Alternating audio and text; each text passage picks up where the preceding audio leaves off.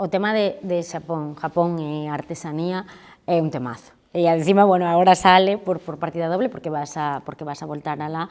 Realmente hai unha visión moi clara que eles teñen e que eles comparten e difunden da artesanía.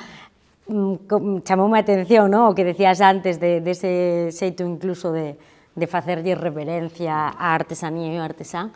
En ese sentido, como percibes ou que pensas que se podería incorporar ou, non sei, copiar desa visión de artesanía aquí en Galicia?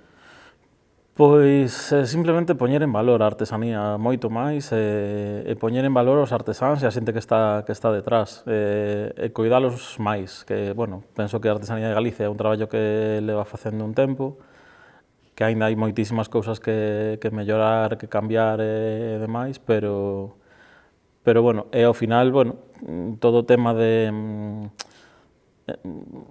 pedagóxico de cara ao público, digamos, ou os consumidores ou tal, pois tamén é traballo noso de, pois eso, de explicar, de ensinar cousas, de ensinar o traballo.